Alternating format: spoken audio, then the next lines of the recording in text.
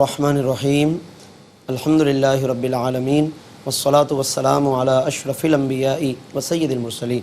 معزز ناظرین، الحمدللہ آج کی اس نشست میں 28ویں پارے کے پہلے ربع کی تلاوت کی گئی ہے، اور 28واں پارہ چند صورتوں پر مشتمل ہے، اور اس پارے میں جتنی بھی صورتیں ہیں وہ سب کے سب مدنی صورتیں ہیں۔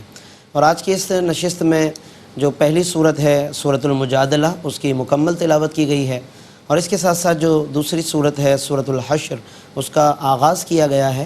باقی جو اس کے مزید رکوعات ہیں، آیتیں ہیں، وہ انشاءاللہ کل کی نشست میں تلاوت کی جائیں گی۔ پہلی جو صورت ناظرین آج تلاوت کی گئی سورۃ المجادلہ، مدنی صورت، اور اس کی کل 22 آیتیں ہیں اور 3 رکوع پر مشتمل ہے۔ اس کو سورۃ المجادلہ کہتے ہیں۔ مجادلہ عربی میں تکرار کرنے کو کہتے ہیں، یا کسی سے کسی بات پر بحث کرنے کو کہا جاتا ہے۔ بار بار کسی معاملے میں جب ہم کسی سے رجوع کریں، کسی بات کے بارے میں بار بار سوال کریں، تو اس کو عام طور پر عربی میں مجادلہ کے لفظ سے، اگرچہ اور بھی دیگر الفاظ عربی میں اس کے لیے بولے جاتے ہیں۔ اس کو مجادلہ اس لیے کہتے ہیں کہ اس کے آغاز میں ہی اللہ رب العالمین نے ایک واقعے کی طرف اشارہ فرمایا ہے، اور وہ واقعہ زہار کے حوالے سے پیش آیا۔ زہار کا مطلب ہوتا ہے کہ کوئی مرد یعنی کوئی شوہر اپنی زوجہ سے کچھ ایسے الفاظ کہہ دے کہ جو زہار کے زمرے میں آتے ہوں، یعنی اپنی وہ عورت کو، اپنی زوجہ کو اپنی والدہ سے یا اپنی دیگر محرم عورتوں کے ساتھ یا ان کے کسی ایسے عضو کے ساتھ تشبیہ دے دے کہ جس عضو کی وجہ سے حرمت پیدا ہو جاتی ہو، یا کسی نے اپنی زوجہ کو اپنی والدہ کے مانند کہہ دیا یا اپنی بہن کی طرح کہہ دیا۔ اس طرح کے ناظرین جو الفاظ ہوتے ہیں، اہل عرب کے زمانے میں بھی ایک دستور رہا کہ جب وہ کبھی غصے میں ہوتے اور طلاق دینا چاہتے تو انت علیہ کا ظہر امی، کہ اپنی عورت سے کہہ دیا کہ تم مجھ پر میری والدہ کی پیٹھ کی مانند ہو۔ پیٹھ کو عربی میں ظہر کہتے ہیں۔ اسی سے پھر یہ زہار کا پورا ایک مسئلہ سامنے آتا ہے۔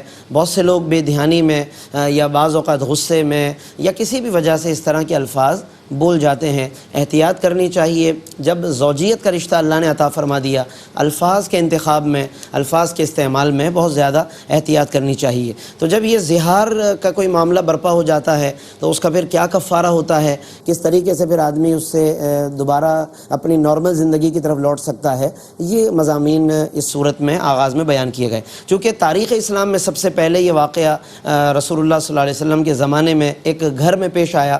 حضرت عبادہ بن صامت رضی اللہ تعالیٰ عنہ کے بھائی تھے حضرت اوس بن صامت رضی اللہ تعالیٰ عنہ۔ بڑھاپے میں تھے وہ، یعنی کہ عمر زیادہ ہو چکی تھی، اور اس عمر کے تقاضے سے جو عام طور پر طبیعت میں ایک تغیر پیدا ہو جاتا ہے، اس کے نتیجے میں اپنی زوجہ حضرت خولہ بنت ثعلبہ پر کسی وجہ سے وہ ناراض ہو گئے، اور اسی ناراضگی میں پھر انہوں نے اپنی زوجہ سے زہار کر لیا، یعنی انہیں کہہ دیا غصے میں کہ انت علیہ کا ظہر امی، کہ تم مجھ پر میری والدہ کی پیٹھ کی طرح ہو۔ پھر اس کے بعد انہیں پچھتاوا ہونے لگا، چاہا کہ رجوع کی کوئی بات بن جائے، کوئی معاملہ حل ہو جائے۔ حضرت خولہ بنت ثعلبہ نے انہوں نے کہا کہ میں تو یہ جبھی رجوع ہو سکتا ہے کہ جب سرکار دو عالم صلی اللہ علیہ وسلم اس کا کوئی حل بیان کر دیں۔ چنانچہ وہ بارگاہ رسالت میں حاضر ہوئی حضرت خولہ بنت ثعلبہ، اور بار بار اس معاملے میں پوچھنے لگی۔ حضور علیہ السلام انہیں فرمانے لگے کہ ابھی تک مجھ پر اس بارے میں اللہ کی طرف سے کوئی حکم نہیں آیا، تو تم انتظار کرو۔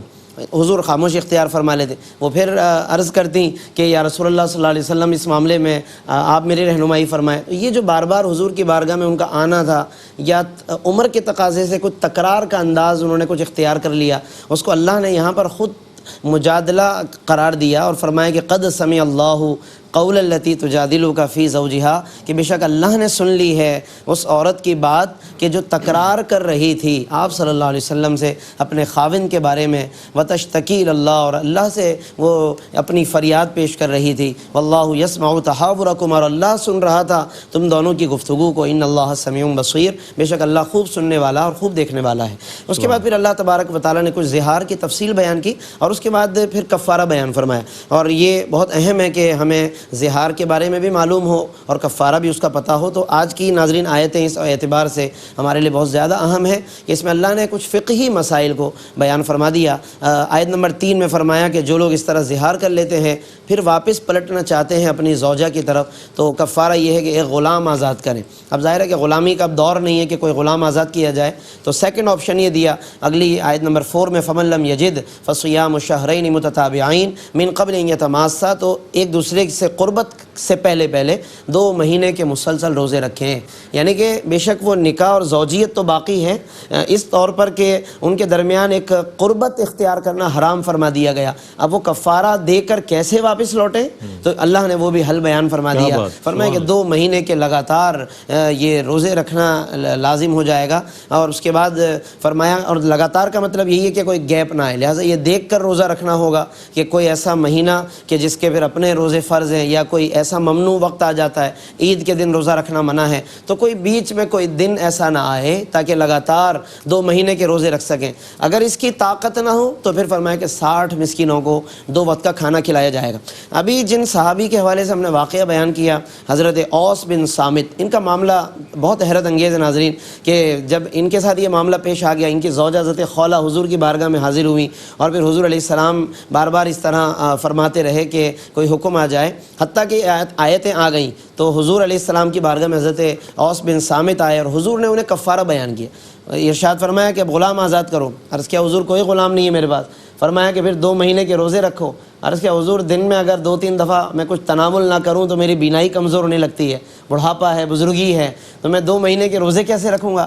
حضور علیہ السلام نے فرمایا کہ 60 مسکینوں کو کھانا کھلاؤ. عرض کیا حضور میرے پاس تو کچھ بھی نہیں ہے, آپ ہی انتظام فرمائیں, آپ ہی میرے لیے انتظام فرما دیں. کریم آقا کی کرم نوازیاں دیکھیے, شفقتیں دیکھیے. خود سرکار نے انہیں 15 صاع کے برابر کھانا, غلہ یعنی یا جو بھی کھانے بھی نہیں, 15 صاع کا مطلب تقریباً 60 کلو کے برابر حضور علیہ السلام نے خود ارینجمنٹ کیا, انتظاروں نے عطا کر کے فرمایا کھانا کھلاؤ تاکہ تمہارا کفارہ ادا ہو جائے. تو یہ بہت حیرت انگیز اس طور پر واقعہ ہے. اور یہ جو خاتون ہے حضرت خولہ بنت ثعلبہ, چونکہ اللہ فرما رہا ہے قد سمع اللہ, پہلا آغاز ناظرین آج کی تلاوت کا بہت ایمان افروز ہے یہ کہ وہ عورت حضور سے اس بات پر تکرار کر رہی تھی اور اللہ کو یہ تحاور, یہ تکلم اس طرح پسند آ گیا کہ اللہ فرماتا ہے قد سمع اللہ, اللہ سن رہا ہے, اللہ نے یہ باتیں سن لی. تو حضرت عمر فاروق کے زمانے میں ایسا ہوا کہ ایک دن راستے میں یہی حضرت خولہ بنت ثعلبہ درمیان میں حضرت عمر گزر رہے تھے اپنے قافلے کے ساتھ, یہ درمیان میں نظر آئیں اور انہوں نے حضرت عمر فاروق کو روکا, کچھ باتیں عرض کرنا فرمانا چاہ رہی تھی یا کہنا چاہ رہی تھی. حضرت عمر کافی تسلی سے کافی دیر تک حضرت خولہ بنت ثعلبہ کی باتیں سنتے رہے, سماعت کرتے رہے. صحابہ حیران تھے یہ عورت کون ہے, یہ ایک بوڑھی عورت کے لیے حضرت عمر اتنی دیر تک رک گئے, پورا قافلہ پیچھے رکا ہوا ہے. جب فارغ ہو گئے باتیں سننے کے بعد تو صحابہ نے عرض کیا کہ یہ کون عورت تھی اور آپ اتنی دیر تک سنتے رہے. تو فرمایا یہ وہ عورت ہے جس کی بات اللہ نے سنی ہے. تو عمر نہ سنے, اللہ فرما رہا قد سمع اللہ, کہ اللہ نے سن لی تو عمر نہ سنے. اس لیے فرماتے ہیں کہ میں کھڑا رہا, میں ان کی بات سنتا رہا.